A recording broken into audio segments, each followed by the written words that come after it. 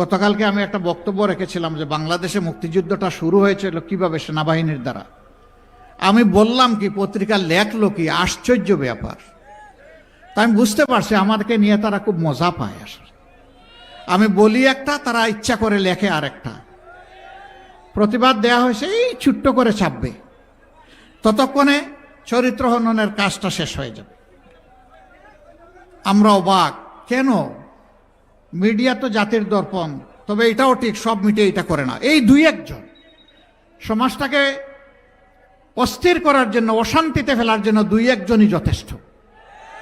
তাদের সকলের প্রতি আমার বিনয়ী অনুরোধ, যা বলবো আপনার পছন্দ হয় ওইটাই প্রকাশ করবেন, প্রচার করবেন।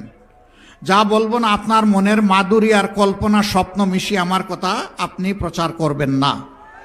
যদি এটা করেন আমার উপরে জুলুম হবে। আমার কথা পছন্দ হয় না, আপনি ফেলে দেন, কিছুই প্রচার করিয়েন না। কিন্তু প্রচার করতে হলে আমার কথাটা হুবহু আমার মতো করে প্রচার করতে হবে। সম্মানিত ময়মনসিংহবাসী, অনেকগুলা সঙ্গত দাবি এখানকার আছে।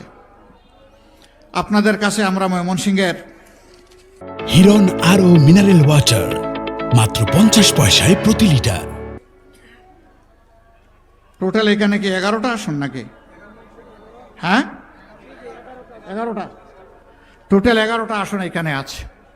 আপনারা প্রথম ভোটটা তো ইনশাল্লাহ হাতে দিচ্ছেন, দ্বিতীয় ভোটটা কিসে দিবেন? না শুধু পাল্লায় দিলে ইনসাফ হবে নাকি? আমরা তো ইনসাফ কায়েম করব। মানে 11 দলের পক্ষ থেকে যাকে যেখানে দেয়া হয়েছে তাকেই দিতে হবে ইনশাল্লাহ। কি দুর্বল জি না শক্ত জি? মাশাল্লাহ মাশাল্লাহ মাশাল্লাহ। এবার আমি একে একে এই সমস্ত বন্ধুদের হাতে আমি প্রতীক তুলে দিচ্ছি।